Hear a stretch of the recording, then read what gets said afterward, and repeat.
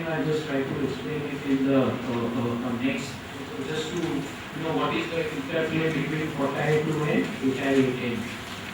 So in the first situation we have seen that actual payment rate is 95. The ALP computed is 100. So whether there can be any disallowance under 48 clearly no. And whether can there be any adjustment also under 8I10. Again no, because you are still falling within the interquartile range. So 100 is your ALP, which is the arithmetic mean, as we build normally, and that's the range. Second situation, payment is 102, the ALP is 100. So whether there can be any disallowance under 42A. So forgetting the 3%, in this situation there can be a disallowance, and of course then there will not be really disallowance under 8I10 because it will get disallowed under 42A itself. Then coming to third where we are 110 is the payment, ALP remains 100. So whether there will be under disallowance again here, yes, here also of course interquartile range or otherwise will really not help, and 8I10 will also not. And in contrast to that, if you look at the last one, where 85 is the payment, okay, ALP is 100, and the interquartile range is 92 to 105. In this situation, you will get hit by 8I10 because for time your ALP it is less than the ALP and it's actually well below the interquartile range. So in that situation, you may get hit by 8I10. So that's the interplay between the two.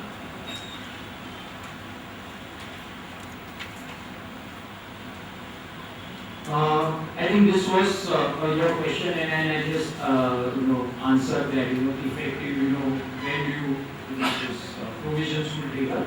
So from initial assessment year, once it's an initial assessment year, etc. And even though there are losses, like the question which was asked, even if there are losses, one will have to justify once we have started that period. So again, this is some example that if you have in the first 1 to 5 years I have not claimed or I have not opted for it. 6, 7 also I have not opted for it, and I have started from year 8.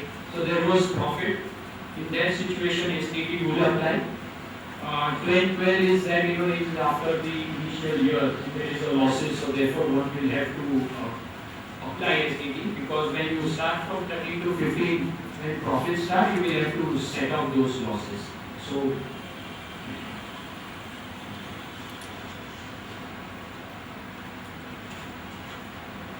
of course, this is just giving what is the impact if one was not to apply the provisions. One will have claimed higher, which is not permissible.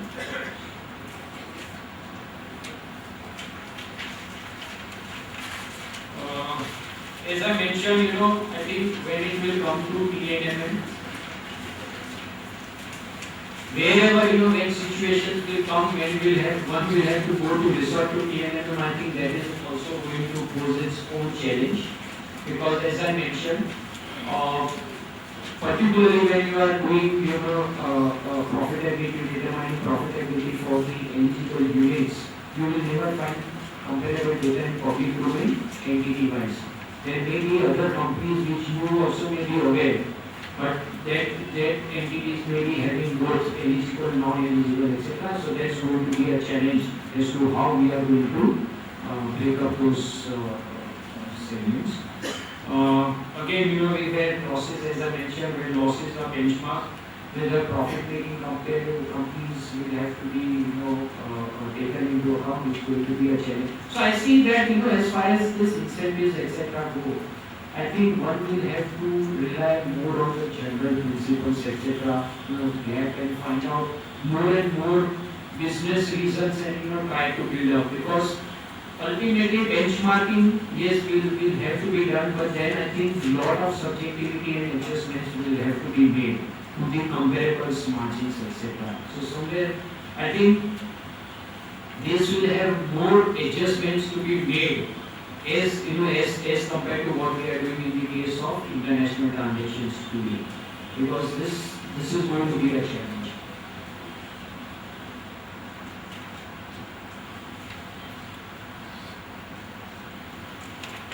Again, I think the issues will come is whether these sections which are where if one has to look at 8IA6 and 8IA etc., it covers various sections. But 92BA specific dealing with SDT, one, it does not cover 35 AB, 7 etc. So therefore, I think one can go strictly as per the law. I think somewhere, at least I was unable to find that. I think there will be still some taxpayers who will still be falling, that last year of tax holiday, 10A, 1A, somewhere, one more year possibly. I was struggling to find because nowhere any of the sections 10A, 1A has been covered when it comes to SDT. But I was unable to be very honest, unable to find this. But if there are, I think possibly having regard to the intention, etc., one may look at it again, from etc., and penalty, whether if there are such situations, we need to do any STT compliance.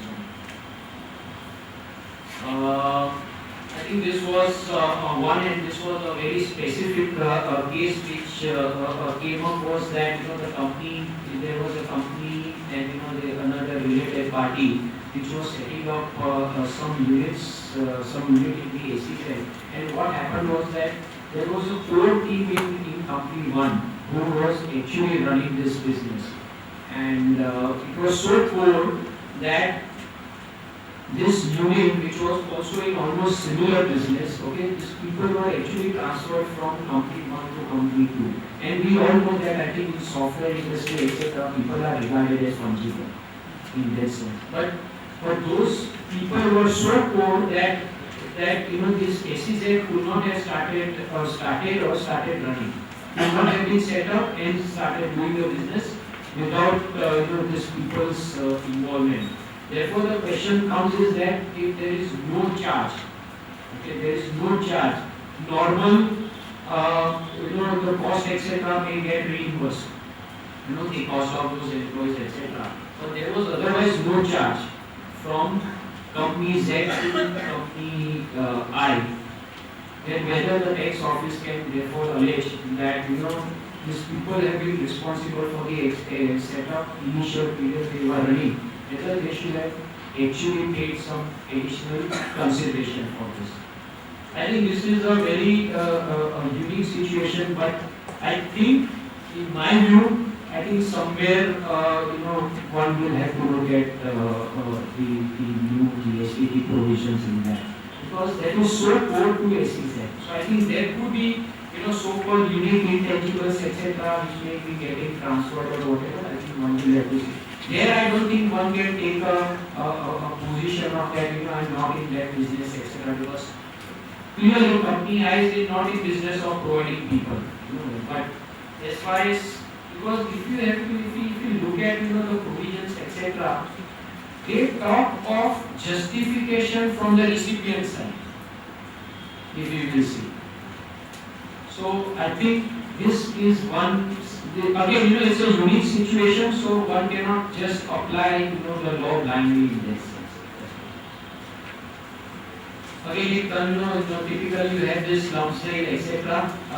If they are, I just complete one. Yeah, sorry.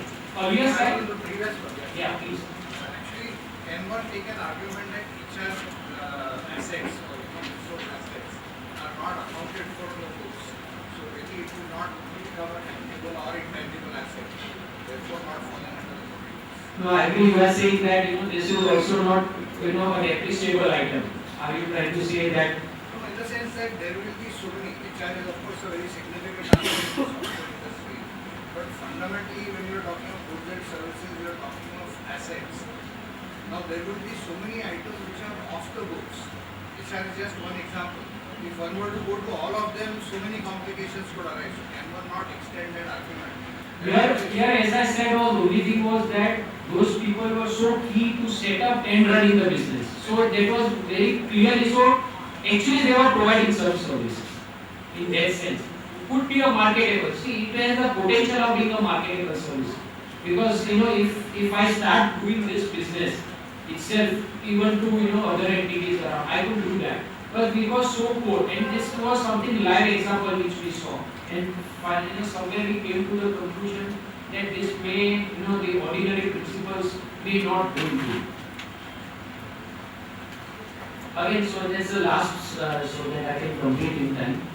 Is the sale, some sale happening, from, and assuming that, the reconstruction and all those conditions are getting fulfilled. So if there is any some sale of any assets going to the eligible unit, again I think one will have to comply with the provision, because again it's a question of depreciation coming. But again, just to on this, that if it is it should be an eligible expenditure. So once you start claiming it, etc., everyone will have to do the compliance. Okay, that's exactly that was. So any questions? I think we can complete sometime. If there are any questions, I'll be happy to. We can take 2 questions. The issue of HR, human resources, and also will it be extended to other common expenses like brand building, model, corporate advertisement, advertisement and marketing, promotion expenses? See, sir, that I think in any case today also we do. I don't know. We are not going to do something differently. So if it's a advertisement done at a corporate level, we do some kind of a allocation. Today also on normal gap basis or segmentals or whatever we do, following the segmental principles, etc. Then it will be more of a cost allocation. Then real benchmarking may not really become necessary. One may only say that you should have allocated based on the cost or the revenue or whichever, or based on the cost, say for example advertisement. If there are marketing people sitting in the eligible unit, dedicated and non-eligible unit, and the overall, then you do it on the ratio of that cost, etc. But it will be more of a, you really did not really get into some kind of a benchmark. That was, but in the situation which I was describing, it was very unique. So that's why the question was whether you need to have some kind of a consideration, because the cost was in any case being reimbursed. So over and above that. That was the situation. It's a practical question. If there are 8 eligible units, then for benchmarking and reporting, they have to aggregate all the 8 or individually. In fact, I was with the council yesterday. Of course, that was in the pre-SDT area. How do we do this? Because there was some peculiar situation. Now, I think the forms, etc., which also talk of some initials, etc. Now that initials can be for all units, or I have actually I think either way could be, but I think the safer will be you get it for all 8. In any case, it's only a question of filling up the form. Now, the initial computation is already there. Then why you should take any chances? Separately for all the units. Of course, client will not pay you. I don't know how they will pay you, but of course they should pay you. Thank you. Friends, we are at the end of the technical session. You have understood the interplay between SDT and international transaction in the first session. Then you understood the interaction between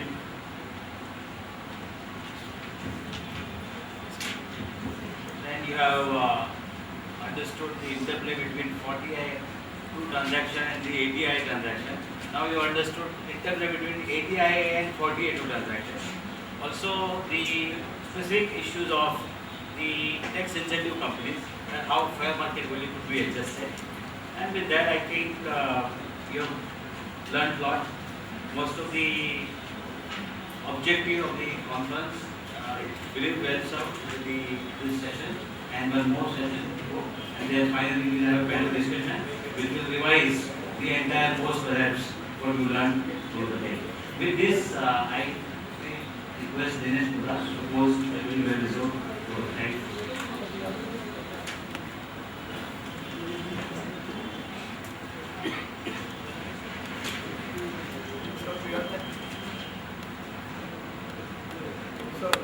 thankful to you for spending your valuable time today.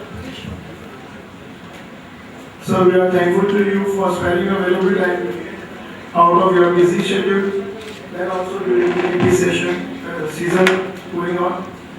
We are once again thankful to you for lucidly explaining the issues related to benchmarking various transactions with respect to tax holiday units with the help of practical examples. With this, I on behalf of Chamber of Tax Consultants and member present here propose a hearty vote of thanks and request you all to carry out with this round of applause.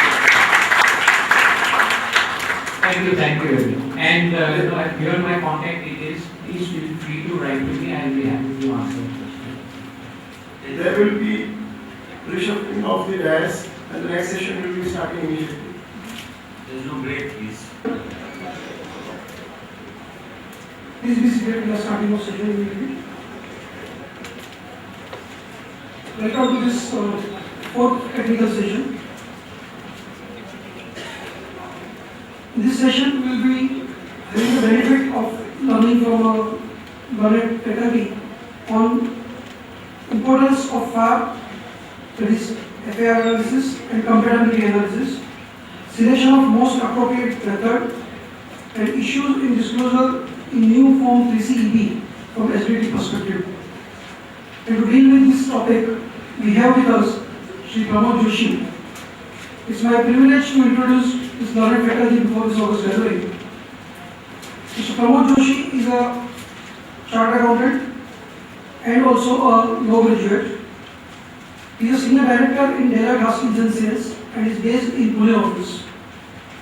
He has got about 15 years of experience in international tax, including transfer pricing. He specializes in international tax and transfer pricing and expatriate taxation. He advises clients on various tax issues, including tax planning, strategies, and taxation of foreign enterprises in India. He has regularly represented various clients in assessment proceedings before various authorities and has argued number of cases before the appellate authorities as well as before the DRP, the Dispute Resolution Panel. He has been a regular contributor in the professional journals and has been speaking at various forums like National Academy of Direct Taxes, Chamber of Commerce, Institute of Chartered Accountants of India, etc. With these brief words, I present before you Shri Pramod Joshi, and I request all of you to welcome him with the loud applause. Before I request Shri Pramod Joshi to deal with the topic, I would request our Vice President Paras Bhai to please offer a memento to Pramod Bhai as a mark of our love and affection.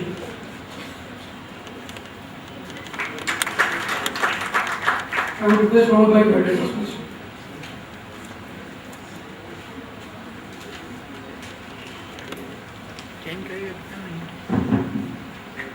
First of all, let me sincerely thank Chamber of Tax Consultants to invite me to speak on one of the sessions for your today.